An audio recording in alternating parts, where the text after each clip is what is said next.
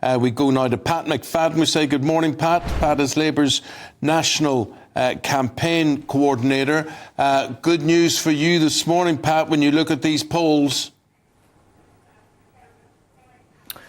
Well, I ignore them, Eamon, and I tell the Labour Party staff and volunteers and all our candidates to ignore them, because one simple fact is true. No one has voted in this election. Not a single seat has been won or lost, and it's for the people to decide. So no matter what the polls say, we're going to keep on working to win the people's support at the election on the 4th of July. And the question will be, do people want to have 5 more years of what they've had for the past 14, or is it time for a change with Labour? That remains the question, whatever the polls say. Let's go back to 4 o'clock yesterday afternoon when this emergency announcement was made by Nigel Farage. I would pay to have been a fly on the wall to see Starmer's reaction, your reaction. Has Sir Keir Starmer just become the luckiest politician in history?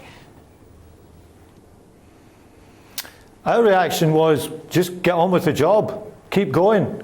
It's an election. Anyone's entitled to stand, anyone's entitled to be a candidate if they put themselves forward. It makes no difference to us.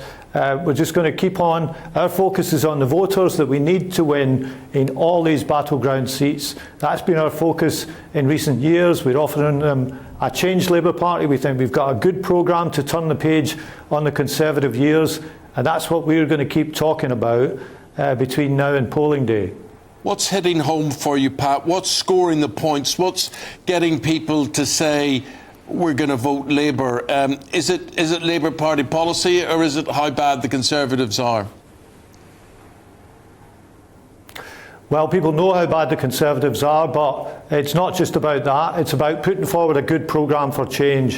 And I think on what we're saying about economic stability and growth, and cutting NHS waiting lists and waiting times, and getting more qualified teachers in schools, and cracking down on antisocial behaviour, and having cheaper, cleaner energy and secure borders, all of these things are appealing to voters. They speak to the big challenges facing the country, and that's what you should do if you are asking people to put their trust in you to govern the country after polling day. Yeah. So it's about our policies as well as what people think about the government. And can people trust Labour? I'm thinking about yesterday with the big announcement on defence, the triple lock for the nuclear deterrent, and just an hour after Sir Keir Starmer, your leader, comes out trying to convince us that the whole shadow cabinet is unified on this issue. Angela Rayner, who voted against renewing Trident in just 2016, said, I haven't changed my views on that. It's a bit embarrassing, isn't it?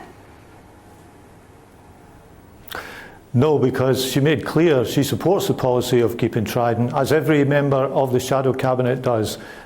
She said this very clearly last night. That's her position, it's Keir's position, it's the Labour Party position. We will keep the nuclear deterrent. We will have continuous at-sea deterrence. We'll make sure we have the 4 new boats built at Barrow, and we'll make sure that the future upgrades are done too, so that this can keep the country safe for decades to come. What about J.K. Rowling? I don't know if you saw her tweet to Alistair Campbell yesterday. There was lots of comment, of course, as the Tories were talking about the Equalities Act yesterday. And J.K. Rowling accused Labour of indifference to women and of being complacent. I haven't followed everything on Twitter. I've got enormous respect for J.K. Rowling. I've read her books to my children, but I haven't been following every twist and turn on Twitter. You don't really have time to do that on the campaign most of the time. But what I would say is we want to have equality between men and women, to respect women-only spaces. That's part of the Equality Act. It was our legislation which did that, and we absolutely stand by that. Today, Pat, Keir Starmer is going to talk about energy security and how our energy policies today are a matter of security. How important is this? How vital is this? And what are you going to do about it? It's very important, because the experience of the last couple of years showed 2 things. One, that when we're vulnerable to global oil and gas markets, it can be very expensive for individual households, and everybody watching knows what's happened to their energy bills in recent years. But secondly, it's a vulnerability for the country. We can't just think about energy policy as energy policy anymore. It's got to be thought about as part of our national security. So this drive for homegrown renewable power will be cheaper for people in the long run, because renewable power is now cheaper than oil and gas. So it will take money off people's bills, but it's also a matter of national security, because the chances of another price spike are out there. We live in a very unstable world, and when the next one comes, we want to be in a better, stronger place to face it than we were 2 years ago. So that will mean take a more insulated homes. It won't mean getting rid of gas storage facilities. But Pat, you're not ready just to flick a switch and make this happen. This is going to take a lot of time, and that's the danger. It may well be cheaper, but it's not available. Well, that's why you've got to go for it, and you've got to do this with energy and with determination.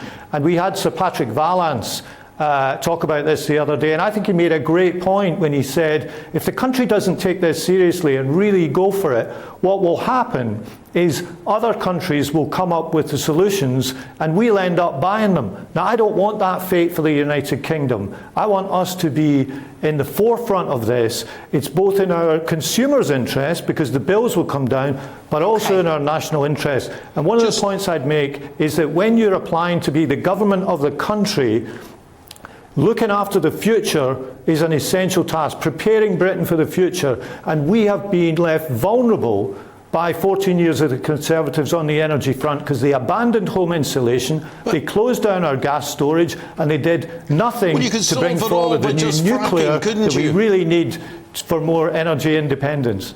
Just frack. The future is not more fossil fuels. The future is cleaner, greener power. It'll be cheaper, we can have it at home, and it will leave us less dependent on these international oil and gas markets. Cleaner, cheaper, greener. What do you think of what Pat McFadden's had to say this morning? The intention's very good, but what about the reality? What do you think, folks? Well, that's what Labour are going to try and convince everybody of today. Pat, appreciate your time. Thank you very much indeed for the explanations. Thank you.